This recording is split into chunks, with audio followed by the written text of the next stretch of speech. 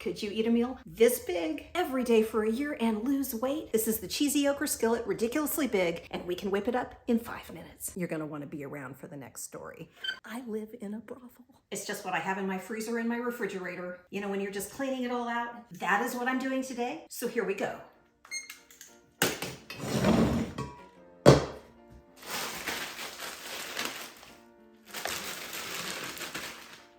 Frozen okra.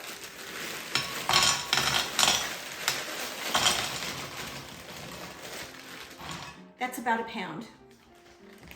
Notice how carefully I measured that. We're making the sauce. So the okra is layer 1 of the ridiculously big skillet. A sauce. I just want a little bit of liquid in there, kind of to steam it, keep it kind of moist. The broth, I would normally use a homemade broth. I have the cartons of broth. There's no shame in using it from a carton. Some salt and pepper in this. I've got ground beef to go on top of this, and I'm kind of feeling a little bit in the Mexican direction. So I'm gonna add a bit of cumin, a bit of coriander. Oh, that's a lot, okay.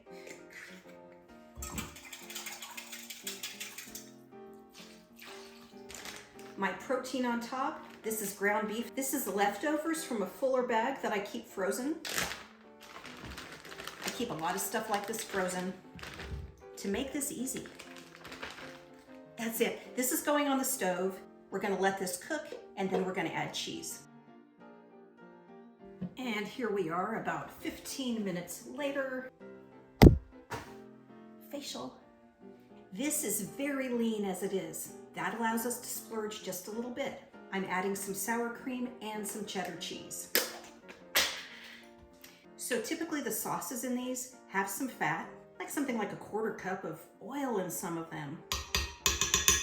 This had none. I'm gonna just mix some sour cream in there, adding it at the end so it doesn't curdle. This is really hot right now, so it's gonna melt, get nice and melty and warm. That sour cream is gonna warm up right in this dish. It's really hot right now. Ooh, it's too hot to even lift. I already threw my pads off. See? Oh, it's looking good. But we're gonna put some cheddar on this too. This is grated cheddar. I keep it pretty handy in these baggies. A very big philosophy I have, it is outlined in the Skillets book, in the blueprint especially, is keep it simple. Grate that cheese in advance or buy it grated. It freezes well, so you can have it anytime you want. Okay, we're gonna put the lid back on this so that that cheese will melt. It'll be melted in just a couple of minutes. And so that's it. The okra is layer 1 to help fill us up in a calorie-minded way. Layer 2 is the sauce. And in this case, it was just some broth, spices, and I added that sour cream. Layer 3, the protein, ground beef in this case. Layer 4, the other stuff on top in this case is just some cheese. This is a super simple dish. It ain't gonna win any gourmet awards, but you know what? It's gonna fill you up. It's gonna do the job. It's gonna help you reach your long-term goals. Ha, I totally forgot to stop the timer. But you guys saw that. That was like a 1-minute skillet, like 1 minute, that's all. Spin the wheel. I live in a brothel. Wait, can you see it? The line is actually right there. It is closer to this than to this.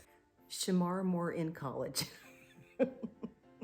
Okay, the brothel story will wait for another day. You guys know Shamar Moore, SWAT, Criminal Minds, or maybe you saw him in the 90s on The Young and the Restless. Before all of that, Shamar Moore was just a regular college kid at Santa Clara University. Okay, Shamar Moore was never a regular anything. Shamar Moore was memorable even in 1992. You know, not many kids pop out of their mamas looking quite like Shamar Moore does. That was noted. That was noted even in 1992. He actually worked through college modeling for the Mervyn's catalog. Do you guys remember Mervyn's? Mervyn's was a clothing store, very much the look and feel of a place like Kohl's. They had a catalog. Do you remember catalogs back in the day? He was also on the baseball team, and so you'd see him in his uniform with his mates, you know, his teammates walking across campus. And of all the guys on the baseball team, he stood out.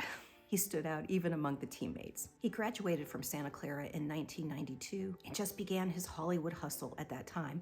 It would be 2 years before he would end up on The Young and the Restless, and I do remember there were a bunch of 20-something-year-old men completely dedicated to The Young and the Restless because they went to Santa Clara with Shamar Moore. An unexpected little moment in history.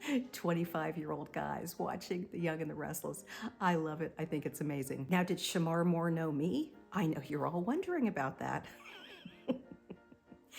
As memorable as Shamar Moore was in college, I'm going to have to say I was equally unmemorable.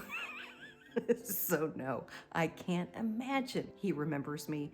I think there might be about 3 people on campus in the 90s from Santa Clara University who would remember me. But it's great. He's done well and he connects really well with his audience. It's fun to watch. What else is great? The fact that we can keep this simple, meet our needs to the day, and go out and be awesome.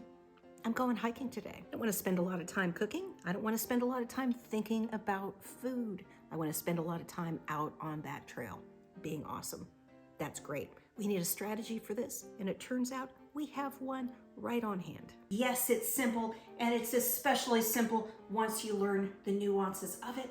But also, you guys, there's a whole book about this. You can take it and run all the way to that goal.